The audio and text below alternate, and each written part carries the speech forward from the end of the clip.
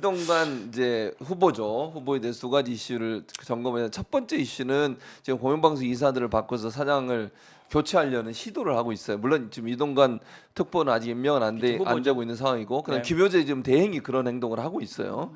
그래서 이런 행동에 대해서 어떻게 생각하시는지 먼저 의견을 듣도록 하겠습니다. 그리고 그 부인에 대한 탈세 의혹, 탈세 의혹 이 두 가지 이슈를 좀 얘기를 해봐야 될 것 같아요.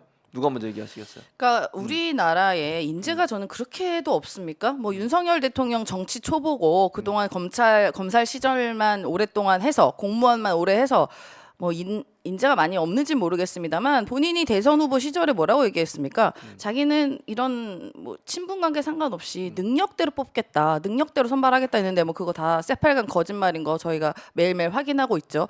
지금 일단은요, 저는 이번에 이동관 내정자의 그 밀어붙이기식 임명은 정말 우리 국민과 이제 이 정부가 싸우자고 저는 선전포고했다고밖에 생각이 안 듭니다.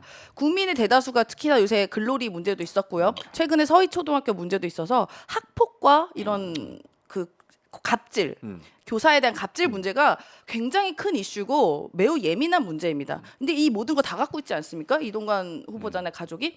일단 아들 학폭 문제 있었던 거 사실 그걸 무마까지 하려고 했었고요. 권력을 이용해서. 그리고 어머니가 학교 가가지고 교사 명단 내라고 갑질했던 거, 이 모든 걸 총체적인 문제를 갖고 있는 게 바로 이동관 후보자가 지금 가장 첨예한 학폭과 갑질 문제의 당사자인 것입니다. 그렇기 때문에 국민들께서 절대로 안 된다, 이 문제만큼은 용서 못하겠다, 어떻게 학폭 가해자의 부모와 갑질하는 부모가 이런 중요 공직을 맡을 수가 있냐라는 국민의 감정적인 걸 건드렸어요. 그리고 심지어 기자들도 80% 이상의 기자들이 예전에 이제 홍보수석 시절에 문건까지 나왔던, 실제로 언론 장악했던 여러 가지 시도들과 사실 재판까지 받은 상황 아닙니까? 그렇기 때문에 반대를 하고 있는 건데, 이 모든 걸 싸그리 무시하고 윤석열 대통령은 야, 내가 하고자 하는 길 난 갈 거야. 내가 하는 건 옳은 길이니까 너네들 개돼지들 아무리 지어봐라, 내가 오라 하는 길을 뚜벅뚜벅 가고 있다라고 생각합니다. 그건 바로 무엇이냐? 국민과 싸우자는 거예요. 그런데 국민과 싸워서 이긴 정부는 그동안 없었습니다. 굉장히 후회될 일을 하고 계신다라고 저는 말씀드립니다. 기본적으로 사실 계속해서 국민들이 원하지 않는 방향으로 선택을 하고 있는 윤석열 정부에 대해 안타까운 생각이 있어요. 그러니까 뭐냐면 결국은 이명박 시대로 돌아가는 게 아니냐. 그러니까 문재인 탓을 하면서 결국은 이명박 시대를 만들려고 하는 게 아니냐라는 게 국민들이 생각하는 의아심이 있는 거고요. 또한 지금 임기를 얼마 안 앞둔 김효재인가요? 김효재가 8월 20일까지 3일이라고 하는데 8월 24일 본인 임기 전에 어찌됐든 이동관 위원장이 오기 전에 뭔가 부담을 좀 덜어주려고 하는 행위인 거 아닌가. 그리고 그동안 본인이 받았던 뭔가 여당으로부터의 이거, 그리고 그만두고 본인의 또 다음 행보도 있을 거 아닙니까? 이제 뭐 아무리 나이가 많다고 하지만 지금 본인도 다시 또 뭐 욕심이 있을 거 아니에요. 그렇기 때문에 이 정부에 뭔가 눈도장을 제대로 찍고 나가겠다라는 굉장한 무리수죠. 왜냐하면 생각해 보십시오. 저도 사실 공고본거에 있었지만 한 3개월 전에 아무것도 못했어요. 임기 3개월 전에는 아무것도 못했는데 지금 임기를 10여일 앞둔 10여일 정도 앞둔 위원이 그것도 임시위원장이 대행이 뭐 그런 식의 무리수를 두고 간다라면 그것 자체도 나중에 이동관한테는 굉장히 부담이 될 것이다라고 저는 개인적으로 생각해요. 그러니까 굉장히 오버다. 난 내가 이동관이었으면 야 가만히 있어라. 내가 가서 점검을 할 테니까. 아마도 이제 본인 손에 피를 안 묻히고 그렇죠. 그러려고 하는 것 같아요. 그 정도의 염치도 없는 거예요. 그 정도의 염치도 없고 저는 이동관 그 전 뭐 추석이라고 해야 될지 뭐 특보라고 해야 될지 뭐 모르겠지만 정말로 저는 다른 거 다 떠나서 이 정치적 중립성이 없는 사람을 매번 방통위원장을 앉히는 게 맞느냐라는 거예요. 아니 최민희 의원 임명하지 않는 이렇게 임명하지 않는 대통령의 워딩이 뭡니까? 정치적 중립성이 없다. 무슨 뭐 이해관계자가 있는 협회에 가서 부회장을 오래 했다 이거잖아요. 그러면 그 말에 연결성으로 봐서 그게 맞으려면 자기 특보했던 사람을 위원장으로 앉히면 안 되죠. 거기에다가 100번 양보해서 진짜로. 100번 양보해서 이분은 또 인수위에서 고문을 했어요. 그것도 법에 어긋나요. 그래서 그 위원을 했냐 고문을 이거 따질 게 아니잖아요. 그렇지, 똑같은 거지 사실. 아니 위원을 안 했기 때문에 할 수 있고 고문을 했으니까 할 수 있다. 그건 말이 안 돼. 와 위원은 안 되는데 고문은 돼. 이건 진짜 말이 안 되는 거예요. 저는 그 박성재 전 MBC 사장이 페북에다가 박성재. 네, 네. 박성재 전 MBC 사장이 페북에다 그런 얘기를 썼더라고요. 네, 네. 어차피 이동관은 임명될 거다. 그렇지. 어떤 상황이든 그건 그럴 뭐 것 같아요. 사실이고. 근데 지금으로서도 이동관은 탄핵 사유가 넘친다. 그치. 예를 들면. 맞아요.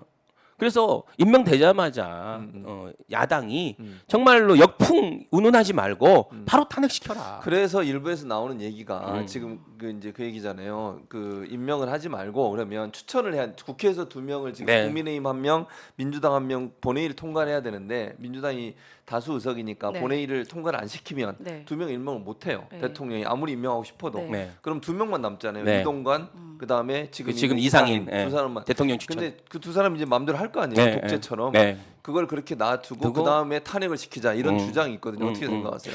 저는 일단은 이 두 사람으로서도 방통위 협의체가 운영될 수 있다라는 이 전제에서 보면 그렇게 놔두는 건 좀 위험하다는 생각은 들어요.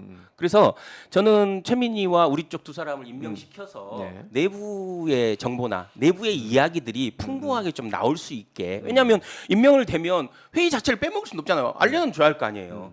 그러면 거기 가서 어떤 논의를 하는지는 알아야 되는 거죠. 그래서 저는 KBS의 일종의 그 시청료 징수와 수신료 네. 징수와 관련된 변화나 이런 것들도 어찌 됐든 그래도 김현이라는 위원이 그 안에서 있어서 그 상황을 좀 정보를 주고 그거와 관련해서 싸웠던 게 안에서 싸우는 힘과 밖에서 싸우는 힘이 자치 맞아야 된다. 그러니까 줄탁동시라 그러잖아요. 일종의 안에서의 닭이 쪼이는 것과 밖에서 어미닭이 쪼이는 게 같이 돼야 이게 될 수 있다. 그래서 내부에 그냥 둘만 나와서 그러니까 이게 예를 들면 합의제기이기 때문에 둘만이 회의를 열 수가 없다. 아예.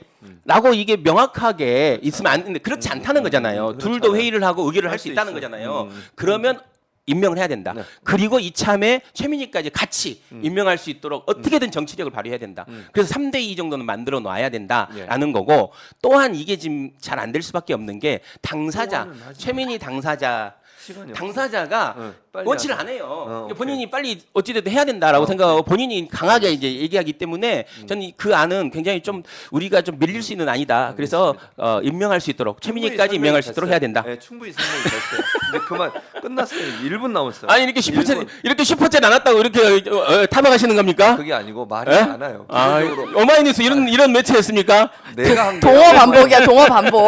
자, 임세현 선생 마지막으로 마무리 말씀해 주시기 바랍니다. 아, 저는 뭐 정략적인 판단을 할 수 있다고 봐요. 우리가 뭐 아예 아까 말씀하신 것처럼 2인 체제로 가서 이걸 무력화하는 것도 있는데 근데 과연 그런다고 여기가 말을 듣겠습니까? 이 정부는 정말 상상 이상의 맞아요. 일들을 하기 때문에 네. 저는 이제 민주당에서 조금만 힘을 내고 좀 하나로 딱 뭉쳐서 정말 지금 아까 말씀하신 것처럼 지금 오늘 순서대로 다 탄핵하세요. 그냥 이동관 엄마 탄핵. 근데 또 이상한 장관 또 탄핵. 계속 올리십시오 탄핵.